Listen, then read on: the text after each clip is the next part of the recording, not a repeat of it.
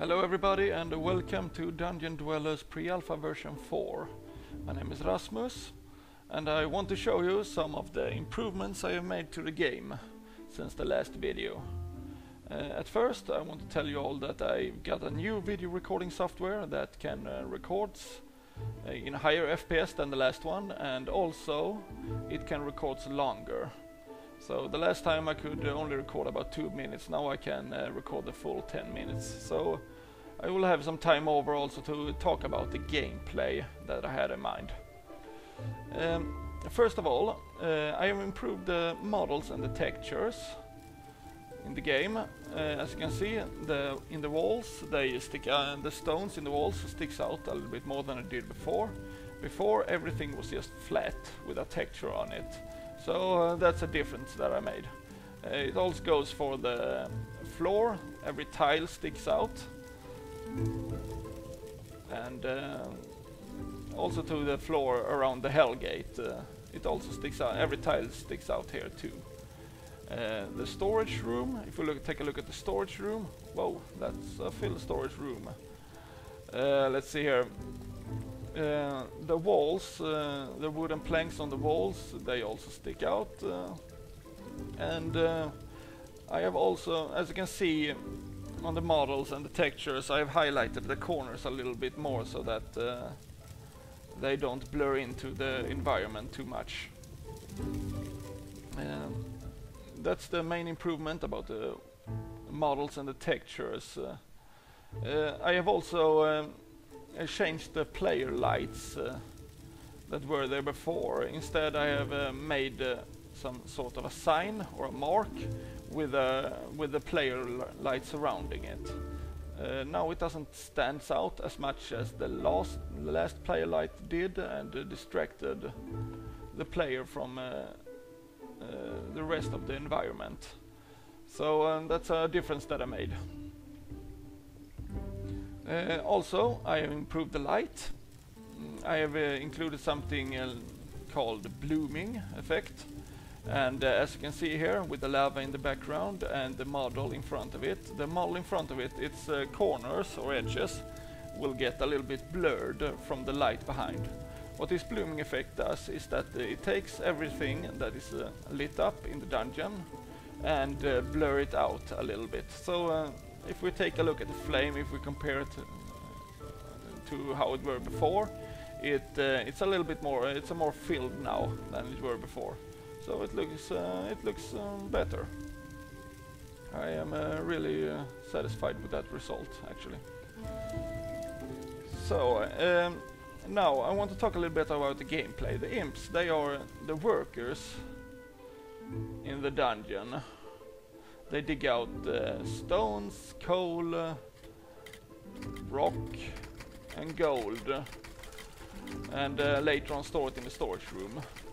Everything that is stored in the storage room can be used later on. Let's say if you have coal and iron in the storage room, you can take it later on to another building that will be made, an iron melter for example, and the iron melter will make the iron into a crafting material, and later on this crafting material can be made into weapons, tools, traps or so on.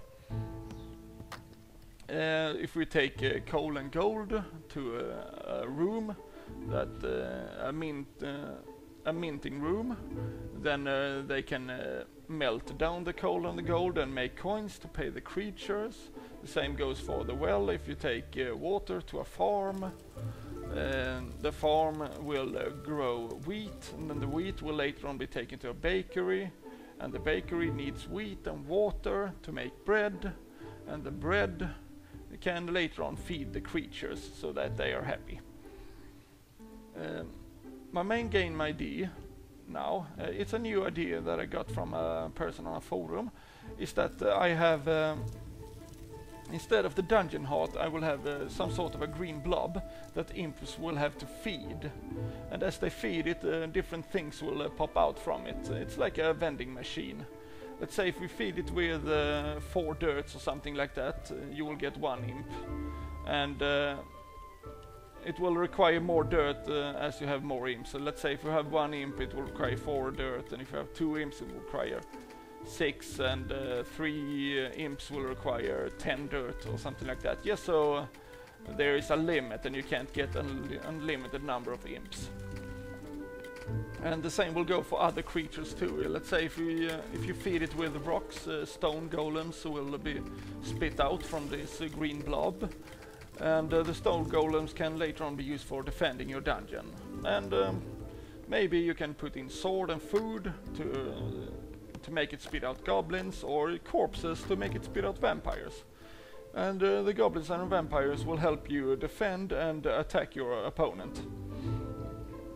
Defend your dungeon and attack your opponent. Yeah, and so on. And this green blob can also be upgraded later on, so that it can defend itself from enemy creatures and similar. So later on in the game I will make this game in split screen mode and in multiplayer mode, so you can play it over LAN or over internet, and so that different players can meet each other.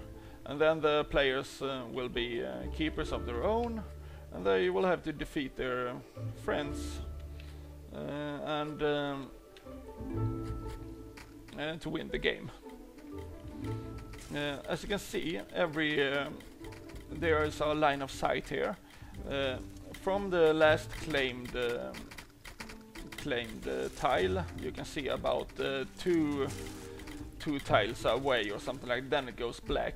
So as you venture further and further into the dungeon and claim more walls, you will eventually meet an enemy keeper that you will have to defeat.